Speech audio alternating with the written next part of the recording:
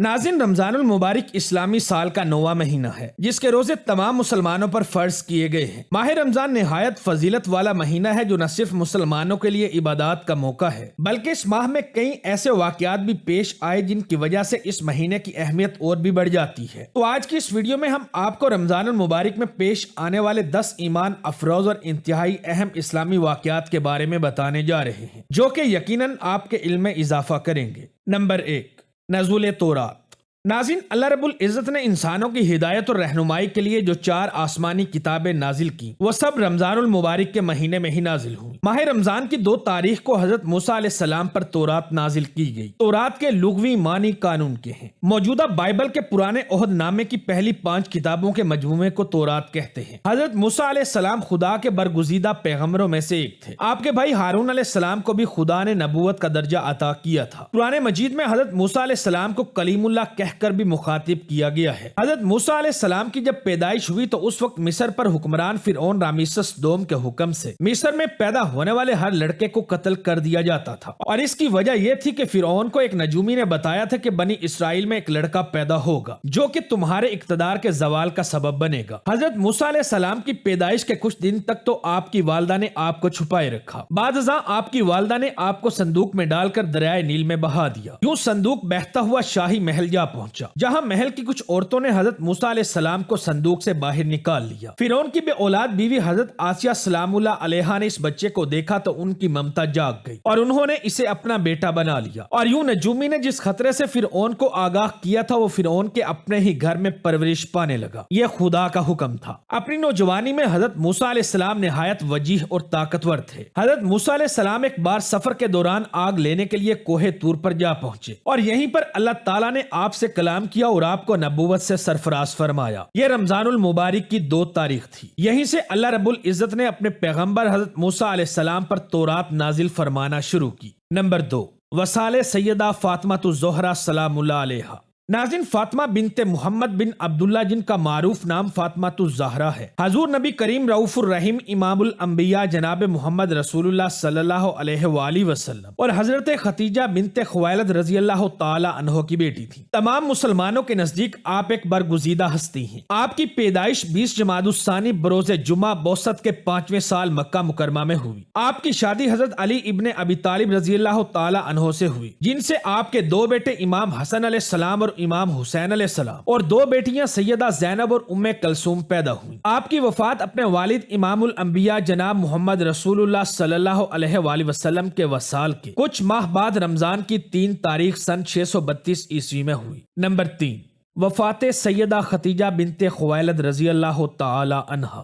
ناظرین، ختیجہ بنت خویلد رضی اللہ تعالی عنہا مکہ کے ایک معزز مالدار عالی نسب اور ایک بہترین قبیلے سے تعلق رکھتی تھی جو حسن و صورت و سیرت کے لحاظ سے طاہرہ کے لقب سے مشہور تھی۔ آپ نے رسول اللہ صلی اللہ علیہ وآلہ وسلم کو تجارتی کاروبار میں شریک کیا اور کئی مرتبہ اپنا سامان تجارت دے کر بیرون ملک بھیجا۔ وہ آپ صلی اللہ علیہ وآلہ وسلم کی تاجرانہ حکمت، دیانت، صداقت، محنت اور اعلیٰ اخلاق سے اتنا متاثر ہوئی کہ حضور صلی اللہ علیہ وآلہ وسلم کو شادی کا پیغام بھجوایا جس کو آپ صلی اللہ علیہ وآلہ وسلم نے اپنے بڑوں کے مشورے سے قبول کیا۔ اس وقت آپ کی عمر 40 سال تھی جبکہ آپ صلی اللہ علیہ وآلہ وسلم صرف 25 سال کے تھے۔ حضرت ختیجہ رضی اللہ عنہا نے سب سے پہلے اسلام قبول کیا اور پہلی ام المومنین ہونے کی سعادت حاصل کی، اور 25 سال تک آپ صلی اللہ علیہ وآلہ وسلم کی اکلوتی زوجہ اور غم گسار شدید ترین مشکلات میں بھی ساتھی رہی۔ باقی تمام ازواج النبی آپ کی وفات کے بعد زوجہ بنی۔ نبی کریم صلی اللہ علیہ وآلہ وسلم کی ساری اولاد ختیجہ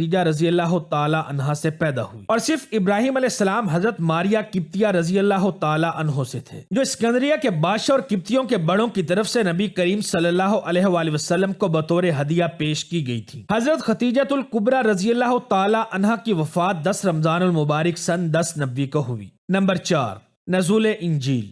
ناظرین، ماہ رمضان کی 12 تاریخ کو اللہ کے پیغمبر حضرت عیسیٰ علیہ السلام پر انجیل نازل فرمائی گئی۔ انجیل کے آغاز میں حضرت عیسیٰ علیہ السلام کی پیدائش، ان کی رسالت، تبلیغ اور معجزات کا ذکر ہے۔ قرآن کریم میں اللہ تعالیٰ فرماتا ہے کہ حضرت عیسیٰ علیہ السلام حضرت مریم سلام اللہ علیہا کے بیٹے تھے جو کہ اللہ کی قدرت سے شادی کے بغیر ہی ماں کے رتبے پر فائز ہوئی۔ حضرت عیسیٰ علیہ السلام کی پیدائش کے بعد بی بی مریم سلام اللہ علیہا کی پاک دامنی پر سوال اٹھایا گیا جس کا جواب یوں ملا کہ حضرت عیسیٰ علیہ السلام نے پیدائش کے چند گھنٹوں گھنٹوں کے بعد ہی اپنی زبان سے گفتگو کر کے اپنی والدہ کے پاک دامن ہونے کی گواہی دی۔ یہ ان کا ایک معجزہ تھا کہ بچہ اپنی پیدائش کے چند گھنٹے بعد جب رونے کے علاوہ اور کچھ نہیں کر سکتا تو حضرت عیسیٰ علیہ السلام نے اللہ رب العزت کے حکم سے لوگوں سے گفتگو فرمائی۔ بعد ازاں حضرت عیسیٰ علیہ السلام نے بنی اسرائیل کے سامنے اپنی نبوت اور معجزات کا اعلان کیا۔ نمبر 5، ولادت امام حسن علیہ السلام۔